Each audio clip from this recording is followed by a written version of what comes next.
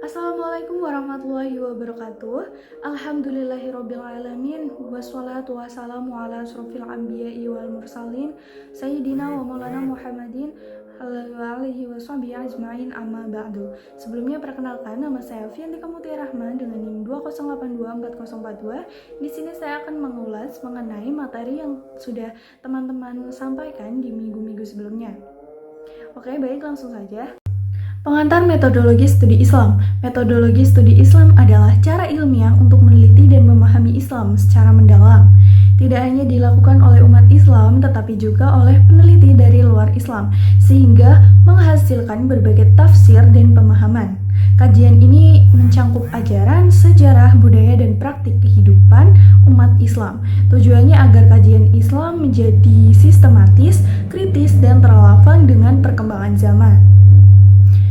Oke, metodologi, paradigma, dan pendekatan studi Islam. Ada 4 hal penting yang harus kita pahami, yaitu metode, cara, atau teknik yang digunakan dalam penelitian. Yang kedua, metodologi, ilmu yang membahas tentang metode-metode tersebut secara sistematis. Yang ketiga, ada paradigma, pola pikir atau kerangka berpikir yang membimbing cara memandang dan meneliti. Yang terakhir, ada pendekatan, cara yang digunakan untuk mendekati objek penelitian agar hasilnya maksimal.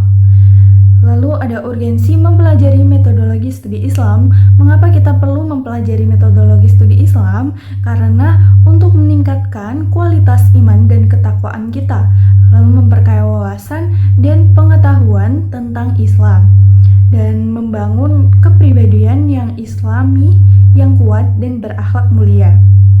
Lalu ada aspek-aspek dan sasaran studi Islam. Studi Islam memiliki 2 aspek utama, yaitu aspek keilmuan yang bersifat rasional, empiris, dan historis. Lalu ada aspek keagamaan yang bersumber dari wahyu. Selanjutnya, sejarah pertumbuhan dan perkembangan studi Islam di dunia. Yang pertama ada ruang lingkup dan pendekatan studi Islam.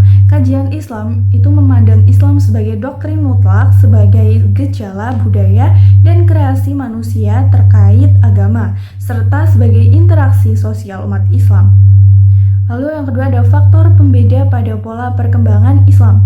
Perbedaan kondisi sosial, politik, budaya, dan geografis di berbagai pusat perbedaan Islam menyebabkan pola perkembangan Islam yang berbeda-beda.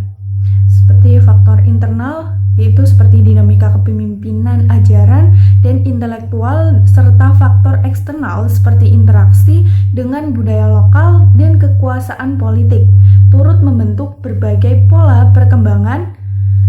Lalu ada dinamika studi Islam di berbagai pusat. Studi Islam awalnya itu berpusat di masjid-masjid dan berkembang di pusat-pusat peradaban seperti Mekah, Madinah, Baghdad, dan Al-Azhar.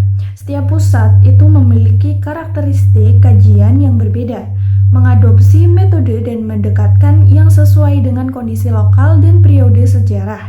Studi Islam itu terus berkembang dengan memperkaya metodologi dan mencangkup kajian, menyesuaikan dengan perkembangan zaman dan tantangan global. Kemudian, agama dalam kehidupan manusia. Yang pertama, mengerti dan fungsi agama. Agama adalah sistem ajaran dan keyakinan yang mengatur hubungan manusia dengan Tuhan dan aspek moral kehidupan. Agama itu berfungsi sebagai institusi sosial dan pedoman moral yang mutlak. Lalu yang kedua ada peran agama dalam membentukkan norma sosial dan identitas budaya. Agama memberikan pedoman moral, benar atau salahnya yang menjadi dasar aturan perilaku yang kerangka nilai yang menyatukan masyarakat. Selain itu, ajaran agama itu membentuk ciri khas, tradisi, dan cara pandang hidup yang diwariskan, menjadikan dia unsur penting dalam pelestarian budaya lokal. Lalu yang ketiga ada agama dan tantangan kehidupan modern beragama. Ekstremisme, munculnya praktik beragama yang berlebihan, yang mengancam nilai kemanusiaan dan potensi konflik sosial. Dampak digitalnya yaitu teknologi menyebarkan ajaran agama, tetapi juga menjadi sarana penyebaran hoax dan paham radikalisme. Lalu ada respons, pentingnya pendidikan agama yang moderat dan inklusif, interaksi digital beragama yang kritis, dan kontekstualisasi ajaran agama, tetapi juga praktik sosial. Lalu selanjutnya, pengertian dan pembahasan karakteristik dan dimensi ajaran Islam. Yang pertama, definisi karakteristik dan dimensi ajaran Islam. Dimensi ajaran Islam itu mencangkup 4 aspek terintegrasi dalam kehidupan, yaitu akidah, ibadah, akhlak, muamalah. Yang kedua, penerapan karakteristik dan dimensi ajaran Islam dalam kehidupan sehari-hari. Karakteristiknya diterapkan dalam berbagai bidang kehidupan, yaitu dalam agama, bersifat universal dan toleran, menghargai keberagaman keyakinan. Sosial mengajarkan keadilan, kesetaraan, tolong-menolong, dan solidaritas sebagai pesan praktek sosial.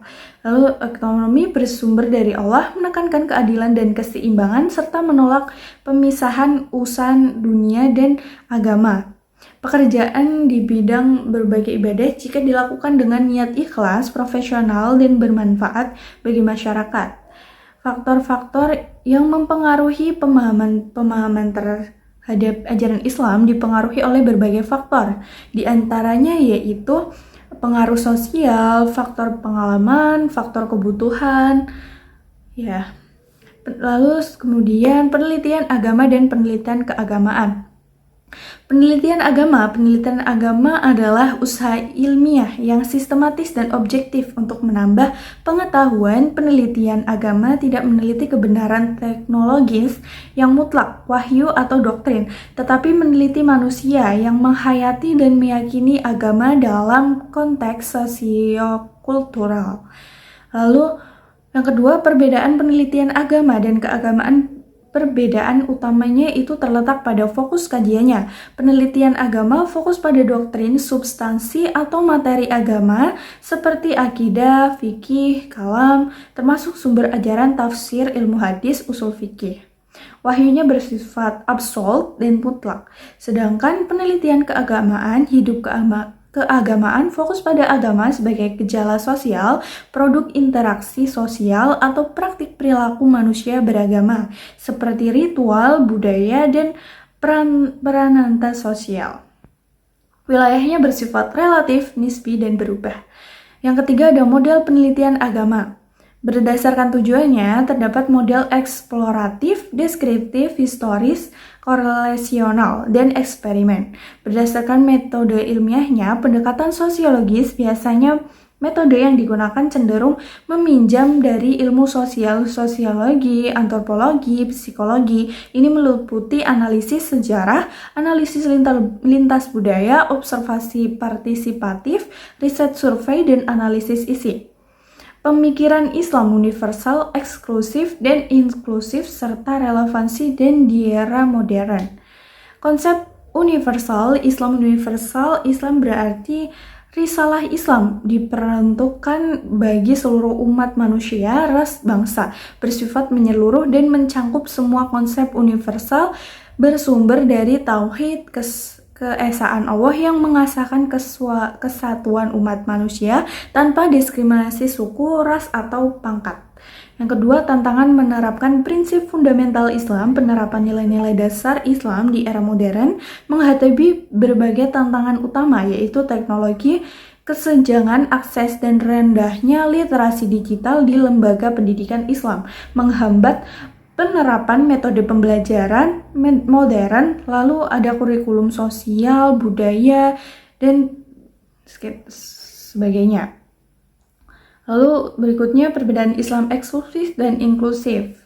Perbedaan mendasar antara Islam inklusif dan Islam eksklusif terletak pada cara pandang terhadap keberagaman dan kebenaran agama.